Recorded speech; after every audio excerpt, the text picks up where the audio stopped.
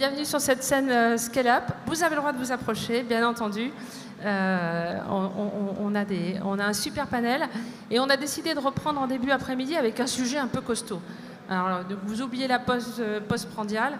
On va parler risque, conformité, compliance.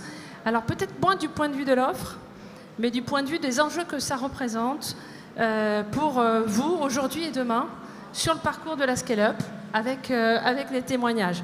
On est FinTech tous, ça veut dire qu'on est dans un monde où la conformité, où les réglementations DSP2, DDA, DDI, RGPD, LCBFT, j'adore, c'est toute une série d'acronymes, on peut jouer avec.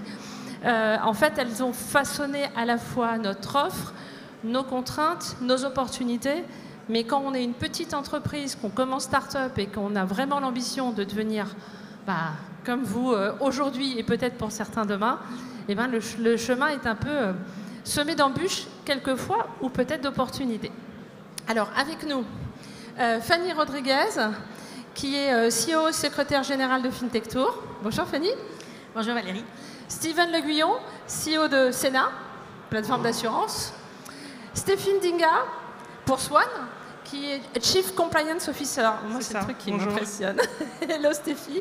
Et Jérôme Dahan, qui est directeur du développement de Webhelp. Bonjour. Voilà. Alors, peut-être commencer par vous présenter chacun et dire quelques mots quand même, prendre le temps de dire quelques mots de l'entreprise que vous représentez. Bonjour à tous, merci d'être là après la pause déjeuner. Je m'appelle Fanny Rodriguez, je suis secrétaire générale et CEO de FinTech Tour. J'ai passé 15 ans à la Société Générale, donc je viens du domaine bancaire et j'ai décidé de poursuivre la découverte de l'open banking d'une banque à une autre fintech. Je suis allée chez Banking Bridge pendant 2 ans et maintenant chez FinTech Tour. L'offre de FinTech Tour, c'est de proposer du paiement commerçant, donc du paiement par virement avec des produits adaptés aux besoins des commerçants. Et donc nous sommes actuellement en plein challenge de scaling puisque nous sommes passés de 20 à 80 personnes en quelques mois et nous avons encore 40 postes d'ouverts. Merci beaucoup Fanny. Steven. Alors bonjour, je travaille pour Sena. Effectivement, une plateforme d'assurance. En quelques mots, on aide les courtiers et les distributeurs, essentiellement beaucoup de fintech, à très facilement vendre de l'assurance à leurs clients, avec une mission de fond qui est, en fait, ça devient très facile de le faire. Et c'est incroyablement dur de le faire, y compris pour les gestions réglementaires. Et donc, concrètement, on apporte du logiciel, donc tout le logiciel dont vous avez besoin pour vendre l'assurance, pour gérer les clients, pour gérer les sinistres, etc. Et en plus de ça, pour vraiment régler le problème de fond, on apporte aussi les produits d'assurance. Et donc on a monté une compagnie d'assurance avec un agrément auprès de la CPR. Je suis sûr qu'on aura l'occasion d'en parler. Oui.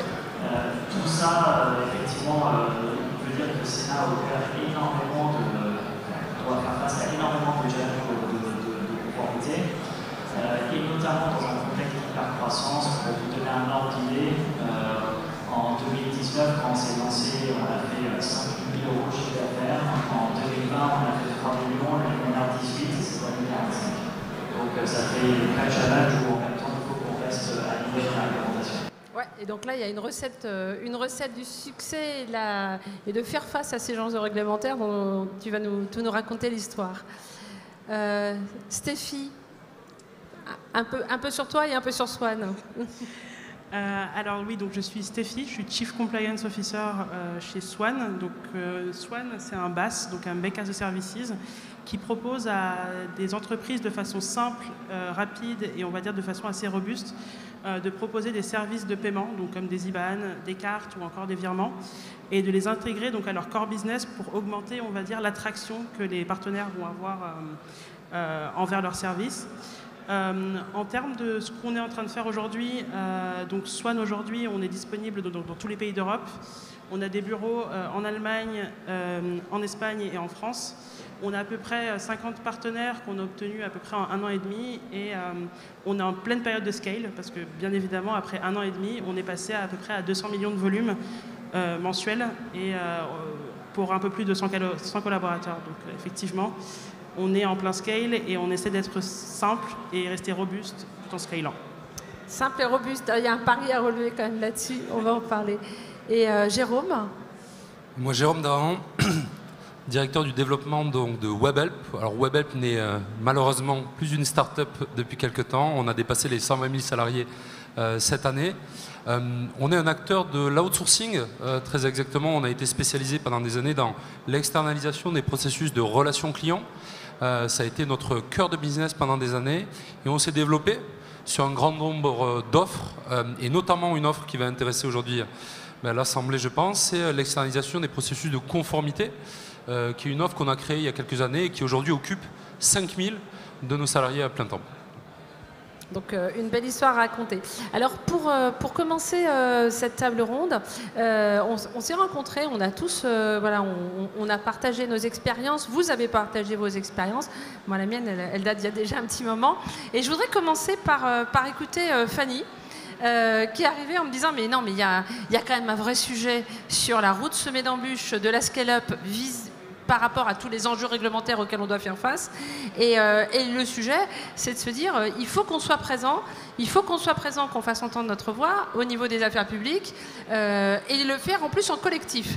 Et moi, j'ai envie de commencer par t'entendre parler, nous expliquer pourquoi c'est un enjeu, comment est-ce que aussi ton expérience t'a amené à ça, et qu'est-ce qu'on peut faire et qu'est-ce qu'on fait. Mon expérience, elle commence en fait il y a 5-6 ans. Dans une réunion que personnellement j'ai trouvée surréaliste, où il y avait les banques d'un côté, les fintechs de l'autre et le régulateur désespéré au milieu, avec un dialogue de sourds. Le fait est que des fintechs avaient une activité non régulée. Elles sont devenues régulées avec la DSP2 et donc elles se sont retrouvées autour de la table d'acteurs régulés. En l'occurrence, il y avait les banques pour dire on veut nous aussi faire partie de la place, faire partie du système. Et donc voilà, donc maintenant il faut discuter avec nous. Donc bien évidemment, quand il y a l'éruption de nouveaux acteurs dans un acteur régulé, qui plus est depuis quelques centaines d'années, les relations ne sont pas toujours à l'optimum. Et le fait est que le texte, en l'occurrence, il n'était pas très bien rédigé. Il ne pouvait pas être bien rédigé puisque les acteurs ne se parlaient pas. Donc il y a des articles qui veulent clairement pas dire grand-chose. Et le principe, c'était débrouillez-vous. Il y a des fintechs qui viennent d'arriver. Elles sont régulées. Elles doivent se connecter sur le système des banques. Elles vont vous prendre des clients, hein, soyons très clairs. Et en plus, vous, banques, vous allez faire ça gratuitement. Donc évidemment, voilà, le cadre était un peu compliqué. Parce que c'est vrai qu'on est quand même sur un marché où il y a 20 ans, en tout cas moi ça fait longtemps que j'ai commencé et que j'ai été assureur, on se disait non mais il y a une barrière fondamentale à l'entrée, les banques et les assureurs. Au pire on aura des boîtes de techno mais jamais elles pourront faire notre boulot. Il n'y a pas d'agrément, la régulation ne va pas dans le bon sens, ils ne pourront pas rentrer, rien ne bougera. Finalement c'est pas ça. Alors elles peuvent rentrer parce que les fintechs ont l'avantage de l'agilité. C'est une nouvelle génération aussi, il faut être très clair, qui n'a peur de rien, qui maîtrise tous les codes européens et les négociations se font souvent en Europe et pas souvent en France. Et également tout bêtement parce que le digital est apparu. Et moi, ça a été une évidence. Au bout d'un moment, il y a le digital, il y a de nouveaux outils. Et donc, oui, l'industrie va se transformer. Il y a eu d'autres industries qui se sont transformées, la sidérurgie, les transports, les télécoms. Et là, du fait de l'arrivée de nouvelles technologies, l'industrie des paiements va vouloir se transformer. Et donc, la question, c'était pour moi, est-ce qu'on se tape tous dessus ? Très honnêtement, moi, je viens de la banque d'investissement. Je venais d'un autre milieu où tout le monde parle à tout le monde. Et le seul objectif, c'était de faire du business ensemble et de gagner plein d'argent. Et je me suis dit, ça serait peut-être mieux si on essayait de tous se parler pour gagner tous ensemble collectivement, plutôt que le dialogue de sourds qui, honnêtement, au bout de 2 ans, avait amené à une situation qui satisfaisait personne. Donc on joue collectif sur ce sujet-là. Comment on fait ? Alors, très bêtement, pour moi, pour jouer collectif, il faut se parler. On ne se comprenait pas, et je pense qu'il y a toujours un problème de compréhension. La banque a des systèmes IT qui sont assez anciens, c'est normal, des structures qui prennent du temps pour évoluer, et sa préoccupation première, c'est la sécurité. Voilà. La fintech, c'est l'inverse. Elle est sur le cloud, et sa préoccupation, je ne dirais pas que ce n'est pas la sécurité, mais la manière dont le produit est conçu, c'est l'expérience client. Donc quand vous mettez la sécurité en premier et l'expérience client, moi je pense que le meilleur des deux est possible, mais très clairement, sans se parler et sans échanger dans les groupes de place, c'est un dialogue de secours qui fait que techniquement ça ne marche pas. Il y a des risques de sécurité et il y a un client non satisfait au bout. Donc y aller ensemble, partager les problématiques, partager les enjeux, faire pression ensemble, pousser les sujets ensemble. Je vois Jérôme qui a envie de réagir. Il y a également un sujet de communication. Historiquement, quand les fintechs, et également parfois les insurtechs se sont développés sur le marché, il y a eu aussi on va dire, une stratégie du contre, c'est-à-dire on se définit contre un acteur, contre une expérience. Et ça a pu créer de la tension entre les acteurs historiques et les nouveaux acteurs. Petit à petit, on voit que tout le monde a obtenu une maturité sur ces sujets-là. Et maintenant, ce qu'on constate, c'est que les grands acteurs assurantiels ou bancaires utilisent les nouvelles solutions, les startups, les scale-up, pour étoffer leur offre de valeur actuelle et donc ont de plus en plus de facilité à créer des synergies. Ça n'était pas le cas il y a quelques années, quand on a vu arriver notamment des acteurs sur l'open banking, mais également sur l'insurance as a service, également sur la bank as a service. Donc se parler ensemble, peut-être aussi profiter de France FinTech ou d'autres associations pour se retrouver et faire avancer les sujets au niveau de France, au niveau européen. Oui, je pense que rien ne peut se faire seul. Et effectivement, ça va mieux maintenant. Maintenant, il ne faut pas être naïf. La FinTech, elle est déjà dans ce qu'elle veut faire dans un mois, dans 2 mois, voilà. Et ça, à chaque fois, forcément, c'est une disruption côté banque. Parce que on a commencé à discuter ensemble sur certaines choses, mais la FinTech, elle sait déjà qu'elle veut faire plein de choses. Elle est déjà au niveau européen et elle a déjà prévu les 3 textes qui vont arriver. Donc ça reste, voilà. Et effectivement, je pense qu'il faut... Enfin, pour moi, la seule solution, c'est le collectif. Utiliser les associations comme France FinTech. Essayer d'avoir une communauté de vision pour le porter au niveau français et aussi au niveau européen. Ce qui m'a frappé récemment, moi j'étais à Bruxelles dans une réunion de groupe d'experts paiement. C'est un groupe d'experts stable qui va rester 3-4 ans. La moitié des acteurs sont américains, la moitié des acteurs sont européens. Et dans les Européens, je ne vais pas dire qu'il y a 4 Français, mais en fait je suis la seule Française qui travaille pour un acteur français. Donc 1 sur 40, c'est pas beaucoup au niveau européen. Et donc je pense que on doit être fort au niveau français, au niveau européen, sinon, sinon ce seront les Américains, les Chinois qui arriveront. Je n'ai absolument rien contre eux, mais c'est un choix à faire, et le choix, il faut le faire maintenant. C'est un appel à vous, et voilà. Et puis je sais que la discussion a déjà commencé également entre vous. Merci beaucoup, Fanny. Steven, moi je voudrais qu'on parle et que tu nous expliques, tu nous parles de ton point de vue, parce que la croissance, elle a été impressionnante, extrêmement rapide. Et sur un métier qui est réglementé, on vient de le dire, comment est-ce qu'on s'accapare, comment on s'approprie ces enjeux de réglementation, c'est quoi les piliers pour réussir aussi vite et le faire aussi bien avec toute la sérénité pour vous, pour vos clients, pour vos partenaires. Alors, on ne fait pas tout. Ah. Bon, je ne suis pas sûr que la sélection dans la salle pour le local. L'idée, c'est par contre d'être très réactif, de réaliser tout ça, on fait mal, tout ça s'améliore. Pour rebondir en fait sur ce que je disais à l'instant, une clé, c'est en fait arriver à travailler avec des personnes, j'allais dire de l'enseignement, mais pas forcément, mais des acteurs historiques qui savent très bien faire, parce que c'est une connaissance historique, et justement de les recruter, pas forcément de discuter de ça, mais aussi c'est de les faire venir dans notre entreprise. Et donc ça, je pense que c'est un des premiers piliers qui nous a aidés. C'est dès le début et en fait continuellement ne pas essayer de tout réinventer les systèmes informatiques pour le faire, réinventer la rapidité à laquelle on va le faire, mais c'est aussi faire rentrer du talent de gens qui sont beaucoup plus experts que soi, qui ont une grosse expérience dans un sujet très de conformité, parce que c'est le sujet de la table ronde. Et à vrai dire, pour Sénat, c'est la même chose sur le pricing de produits d'assurance, c'est la même chose sur le juridique, enfin, sur tous les thèmes qui est international. Comment on réussit, c'est qu'en fait, on s'appuie sur des gens extraordinaires qu'on a recrutés. Une chose, je pense, qui a énormément aidé, c'est un peu moins de 10 dernières années, c'est l'amélioration, enfin, l'augmentation de la disponibilité du capital risque, en fait, le financement des entreprises. Parce que ça coûte cher en fait de monter une start-up dans un monde qui est réglementé. C'est pour ça que la banque, c'était les dernières matières, c'est très récent finalement, la FinTech relative à l'histoire de la technologie. Et l'assurance, c'est plus après ça, parce que c'est encore plus, je ne sais pas si c'est plus compliqué, mais personne ne connaît et donc personne n'y arrive pas. Et donc comme ça coûte cher, c'est aussi des explications sur pourquoi personne ne faisait avant, parce qu'en fait, le capital risque était beaucoup moins présent, beaucoup moins prêt à investir beaucoup d'argent. Et je vais donner un ordre d'idée. Nous, pour vraiment démarrer l'activité de Sénat, en financement d'amorçage en seed, il nous faut aller 14 millions d'euros. Donc, faire ça il y a 10 ans, c'était possible, mais incroyablement dur, voire impossible, quoi. Et bon, faire ça aujourd'hui, vu le climat macroéconomique, c'est impossible, mais ça redeviendra possible plus tard. Et donc, en fait, ce que ça permet, bon, il y a des notions de capital, mais ça permet aussi, dès le début, de faire les bons recrutements qui coûtent plus cher.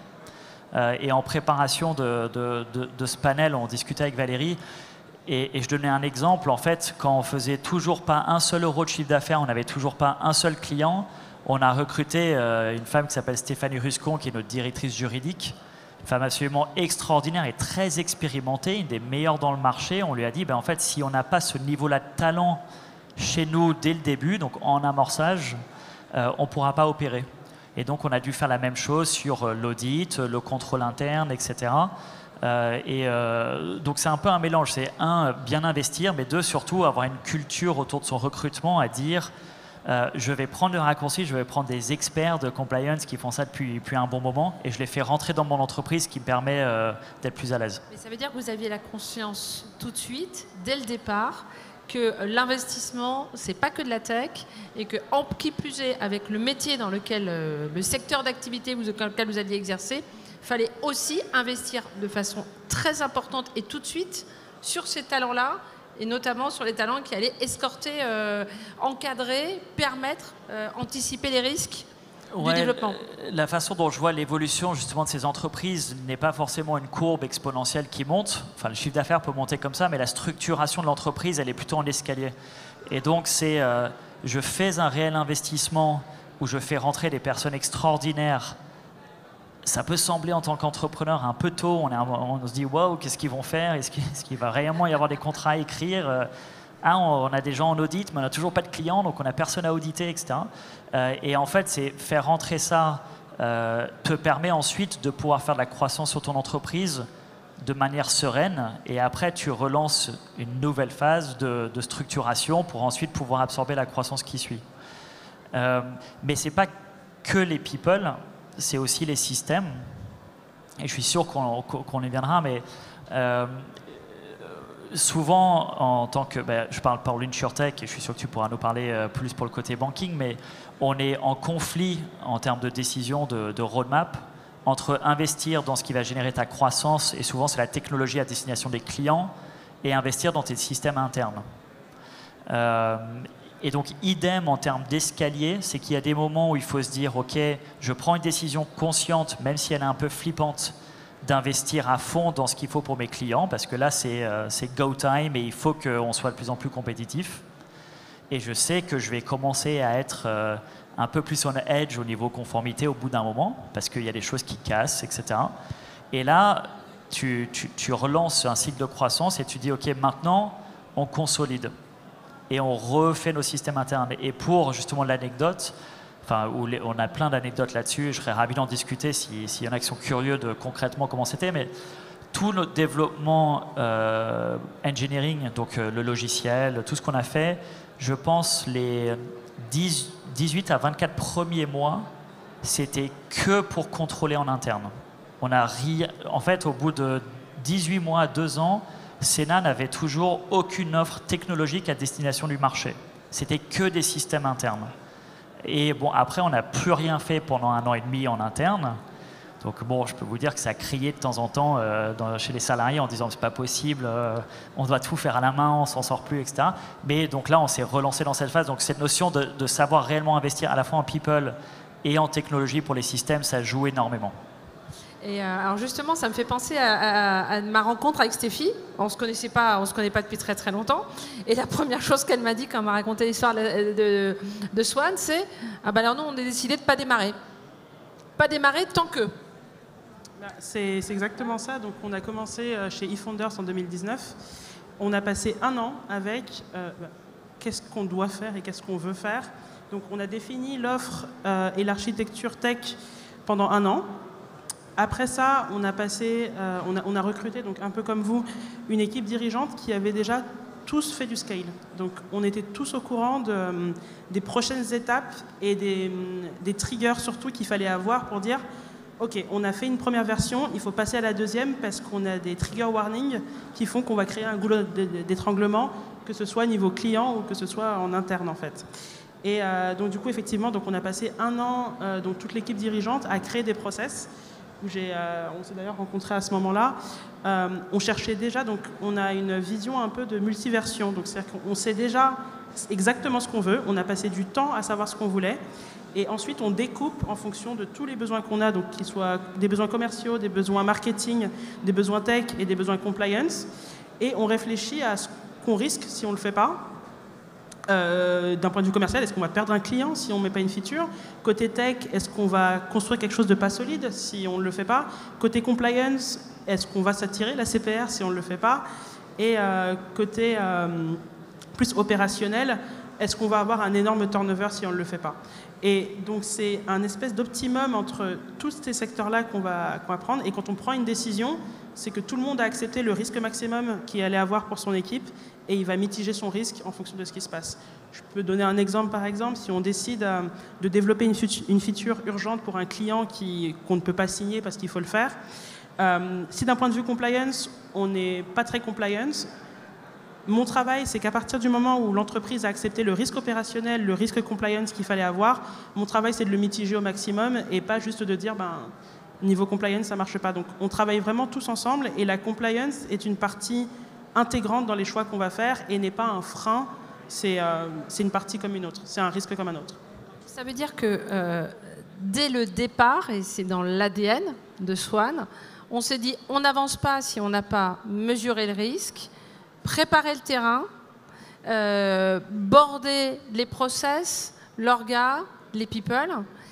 Et ça, c'était au départ. Et ensuite, aujourd'hui, sur tous les pas que vous faites, vous vous dites où est-ce qu'on veut aller et on borde le sujet et on accepte éventuellement de prendre un risque mesuré, mais sur lequel on va construire autour au fur et à mesure.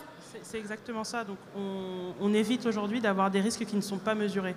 C'est-à-dire que et c'est un peu ce que vous avez fait au départ, c'est qu'on s'est basé sur des gens qui ont déjà scalé, des gens qui ont déjà une expérience et qui ont une expertise dans leur métier. Donc ils sont capables de nous dire aujourd'hui, prendre telle ou telle décision va entraîner ça comme type de risque. Et notre façon aussi, donc, comme tu l'expliquais tout à l'heure, sur la façon dont on réfléchit aujourd'hui, c'est qu'on sait exactement où on va. Et aujourd'hui, ce qui est assez rare, on va dire, pour une start-up presque scale-up, c'est de penser, on va dire, à demain plutôt que de penser à hier, ce que les gens ne font pas souvent. Et non, c'est vraiment notre façon de penser à nous. Notre ADN, c'est construire quelque chose de robuste, quelque chose qui peut tenir dans le temps. Et pour avoir travaillé dans une autre scale-up avant, le problème, c'est que quand on fait trop de quick and dirty, ce qu'on appelle du quick and dirty, c'est avancer très vite, proposer beaucoup de choses, mais du coup, c'est pas périn et la compliance, ça coûte cher. Donc, soit on engage des gens et ça coûte cher, soit c'est une amende qu'on va avoir et ça coûte cher. Alors on est très très loin de l'image d'Épinal qui dit on avance, on fait un truc vite fait, ça prend sur le marché, on consolide après. Alors, ce que je veux dire, c'est que je pense qu'il y a un mélange entre les deux. Donc, il y a bien évidemment, on va tester quelque chose pour savoir si ça marche. Aujourd'hui, on ne va pas créer une énorme architecture pour savoir si un produit fonctionne ou pas. Mais ça veut dire qu'à partir du moment où on fait du quick and dirty, on est capable de se dire que si dans 2 mois ça marche, il faut que je fasse de la place dans ma roadmap pour intégrer ce produit-là. Donc, on est au courant que ce quick and dirty-là n'est qu'une version, on va dire, larvée d'une version finale qu'on veut. Le fait de faire du quick and dirty, c'est maîtrisé, c'est un risque qu'on a maîtrisé et qu'on a accepté. Un point juste lié à cette notion de on n'est pas juste en itération rapide et des choses cassent. Les attentes des clients des startups, que ce soit le consommateur ou des entreprises, a beaucoup évolué. Les standards sont beaucoup plus élevés maintenant. Et donc en fait, l'ADN qui a pu exister je sais pas, pendant 15, 20 ans, qui était justement cette rapidité d'exécution, si ce n'était pas parfait, ce n'était pas grave. En fait, maintenant, le monde des offres technologiques est tellement compétitif que si tu n'as pas une offre qui est à la fois géniale et robuste, en fait, tu signes plus. Ça ne marche plus. Donc, je pense que c'est un élément que vous avez reconnu. La due diligence effectuée par des clients pour choisir ton service est hyper élevée aujourd'hui. Et donc, les startups prennent maintenant plus de temps pré-lancement, alors qu'avant, l'approche, c'était juste lance le plus rapidement possible et on verra bien. On aimerait bien que ce soit le cas, mais l'exigence de la part des clients fait que maintenant, tu ne peux plus opérer de cette même façon. Exactement. Et ça, c'est un sujet dont on a parlé ensemble avec Jérôme. Je veux bien t'écouter là-dessus. chez Webhelp, on a vécu un petit peu l'expérience inverse de celle-ci. On a racheté une entreprise qui gérait des paiements dans l'ensemble des pays européens, qui avait déjà une activité florissante, qui faisait plus de 40 millions d'euros de chiffre d'affaires. Et une réglementation est venue nous percuter, la DSP2, et notamment l'obligation d'obtenir un agrément d'établissement de paiement dans l'ensemble de ces pays européens et également en partie aux États-Unis. Donc là, on se retrouve dans un cas dans lequel on opère déjà, on a déjà toute une organisation qui a été mise en place et on remet en place des procédures, on réinternalise une culture de la conformité, donc on a fait vraiment le chemin inverse.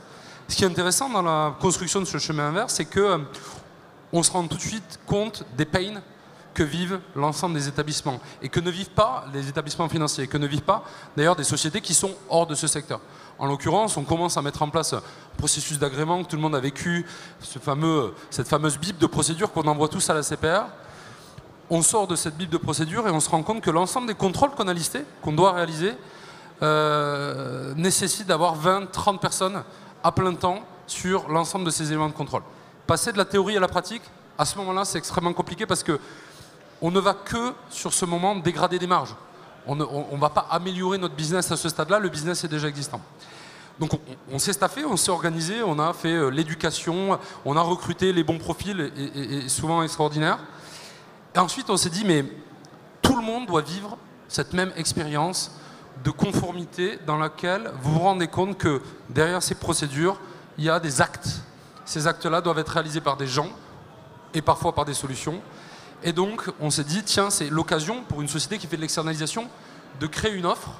Et donc, cette offre, on l'a créée, de compliance process outsourcing, on va dire, dans laquelle l'idée est de dire, vous allez monter vos procédures, vous allez peut-être pas, à ce stade de votre développement, en période de start-up ou en période de scale-up, pouvoir investir autant que vous voudriez dans des équipes internalisées. Et vous allez pouvoir confier la totalité de ces processus-là, les contrôles de premier niveau, de second niveau, à une société qui peut le porter et qui a des équipes. Quelques années plus tard, on a 5000 personnes qui, à plein temps, du coup, réalisent, soit pour nous-mêmes, soit pour des sociétés tierces, en fait, des contrôles de conformité pour tous les domaines financiers. Donc, en fait, vous avez créé une offre avec ce que vous avez dû faire pour vous-même. Exactement. Moi j'adore cette histoire, elle est formidable. Alors peut-être une question à vous tous, et je ne sais pas lequel va répondre. Ce que je comprends, ça veut dire que c'est un énorme investissement, c'est beaucoup de mobilisation de people et de recrutement, et ce que je comprends, c'est que ça veut dire prendre le temps du développement. Comment c'est compatible avec de l'hypercroissance et surtout une croissance rapide? Comment est-ce qu'on fait pour... c'est quoi les clés? Les talents, j'ai bien compris, mais si à un moment on doit s'arrêter, comment est-ce qu'on s'organise? C'est quoi l'état d'esprit de l'entreprise pour pouvoir faire face à tout ça et les bonnes recettes? Il y a une première clé, c'est d'aligner les objectifs de l'entreprise. En l'occurrence, la conformité, même si initialement c'est effectivement pas le premier vecteur de valeur, c'est en réalité aussi un élément qui protège l'entreprise des sanctions financières, mais également qui protège l'entreprise d'autres acteurs qui peuvent rentrer sur le marché. Donc au moment où on va discuter avec un fonds d'investissement, avec ces investisseurs, ils ont aujourd'hui conscience que même si ça ne va pas générer obligatoirement de la valeur initiale pour aller chercher des nouveaux clients, ça va permettre d'éviter de faire rentrer des nouveaux concurrents. Donc déjà, il y a un enjeu d'entreprise. Et ensuite, comme pour tout développement, marketing, IT, commercial, il faut se poser cette question fondamentale du make or buy. Il y a plein d'entreprises qui, dans un premier stade de développement, se disent mes développements informatiques, je vais les externaliser, ou une partie de mes développements, je vais les externaliser, et une autre partie, ce que je considère comme étant mon core business, je vais le conserver. Et là, ce qu'on voit de plus en plus, c'est que ce make or buy, qui n'existait pas avant sur la partie conformité, se développe de plus en plus et permet d'éviter d'avoir tout de suite une surembauche potentielle internalisée, et permettre à l'entreprise du coup d'attendre ses premiers revenus avant d'internaliser potentiellement les meilleurs profils. Donc c'est un deuxième marché qui se développe autour du vôtre, Steven? Oui, sur cette notion de make or buy, moi j'ai un exemple d'une technologie qu'on a dû un peu à reculons make. On n'avait pas envie de la make, c'était lié au contrôle sur la lutte contre le blanchiment d'argent, la LCBFT. Bon, il y a plein d'offres dans le marché, mais il n'y avait rien qui était particulièrement adapté à notre business model. Ou qui était à un prix dans le calcul du make or buy. Donc on a développé une technologie juste pour notre propre usage. qu'on a utilisé ces 3 dernières années. Et en fait, il faut aussi se dire, tous mes investissements, ce n'est pas juste des costs. Si j'ai l'état d'esprit pour le retourner soit en tant que valeur ajoutée, soit ligne de métier, et je pense que ton exemple qui était, vous l'avez fait pour vous-même, et après vous vous êtes dit, mais attends, zut, je peux en faire tout un business, et maintenant il y a 5000 personnes chez vous, et c'est une offre que vous vendez. On a fait exactement la même chose avec Sena AML, Anti-Money Laundering, qui est devenue une offre commercialisée, qui est un de nos produits phares technologiques, qui est vendu dans l'industrie de l'assurance, parce qu'on l'a développé pour nous-mêmes à la base, et c'est ce dont on avait besoin. Et idem, les éléments de contrôle.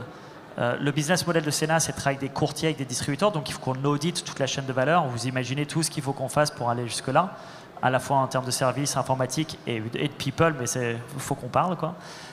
Mais tous les éléments de service, enfin d'IT qu'on a développés, demain, je sais, moi en tant que CEO, je sais que c'est des offres que je vais commercialiser. C'est des choses que j'ai développées pour moi-même, mais j'en ferai une ligne de métier.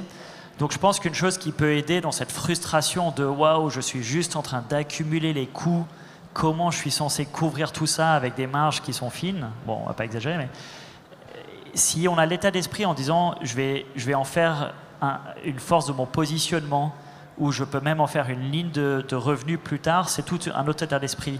Et donc, pour l'exemple de Sena, le fait qu'on fasse bien les éléments de conformité, en fait, c'est une énorme valeur ajoutée qui est mise en avant dans notre marketing, dans notre positionnement, etc., qui nous permet de faire 2 choses. Un, signer des clients beaucoup plus gros qu'on aurait pu espérer en termes d'ancienneté de notre boîte. On a 3 ans et on travaille avec des leaders internationaux qui, eux, ont ce requirement. Et donc, en fait, ce qui est assez sympa, c'est que ça peut ouvrir des segments de clientèle qu'on n'aurait jamais pu imaginer étant donné le stade de développement. Et le deuxième élément, c'est qu'en fait, si on peut prouver que tout est bien fait, ça permet aussi de vendre plus cher. Et qui est un point assez important. Et donc finalement, et je voyais Fanny qui avait envie de réagir, c'est une opportunité business parce que ça rassure vos clients, ça rassure vos investisseurs et ça c'est ce qu'on ne trouvait pas chez les acteurs traditionnels, c'est que ça devient un levier, une proposition de valeur. Tu avais envie de réagir là-dessus? Oui, moi je voulais juste rajouter le fait qu'il y a effectivement le débat sur est-ce qu'on internalise ou on externalise les outils. Il y a aussi le fait que la conformité, c'est pas juste, je lisais les questions, le fait de recruter plus d'équipes conformité. Quand une entreprise doit scaler, en fait, c'est pas juste les équipes conformité qui sont impactées, parce qu'à la rigueur, j'allais dire, c'est pas bien grave. C'est toute l'entreprise qui est impactée, parce que par exemple, on va nous demander de recruter des RSSI, on va nous demander de développer les produits tech de telle manière, on va nous demander de les vendre, et donc ça impacte les sales d'une autre manière. Et en termes de communication et de marketing, on va aussi nous imposer certaines choses. Et donc, en fait, ça impacte toute l'entreprise dans sa globalité. Il peut y avoir des recrutements, pas juste dans l'équipe conformité, mais sur toute l'entreprise. Mais par contre, ça nous permet aussi d'être meilleurs, très honnêtement, je le pense, parce qu'il va y avoir un travail d'équipe, un esprit collectif qui va se créer, et une union autour d'un produit où on va tous partager la même vision. Et ça nous permet effectivement d'être très fort, d'avoir un produit plus complet, et effectivement de pouvoir aller voir des catégories leaders. C'est un peu ce que tu disais, Stéphie. En fait, ce que j'ai entendu, moi, de Swan, la conformité et le risque, en fait, c'est natif, on est minded là-dessus dans l'entreprise. Oui, c'est exactement ça. C'est que je pense qu'aujourd'hui, le fait de voir la compliance comme un frein et ou une obligation à faire, c'est pas forcément la bonne technique. Donc, comme tu expliquais, on peut rater des RFP parce que la compliance n'est pas bonne. Il faut savoir qu'il y a certains grands groupes qui refusent de travailler avec des entreprises une fois qu'on a eu une sanction ACPR. Aujourd'hui, on peut s'attirer la CPR qui n'a plus honte de pendre sur la place publique. Aussi, on peut avoir une mauvaise presse. Et aussi, il y a aussi beaucoup de bouche à oreille.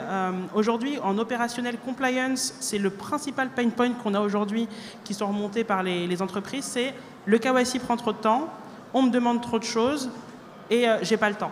Donc, il faut rassurer d'un côté en disant, on le fait pour ça, mais aussi il faut se distinguer des autres qui ont fait le choix justement de se dire la compliance c'est un pain, on a besoin de vendre à tel client, on va continuer sans prendre en compte la compliance, et 30 secondes après, en fait, je pense qu'ils voient ce qu'ils gagnent, mais ils ne voient pas forcément ce qu'ils perdent. Et en fait, c'est une opportunité business qu'ils perdent, et ça permet à des nouveaux acteurs un peu comme nous de pouvoir se mettre sur le marché.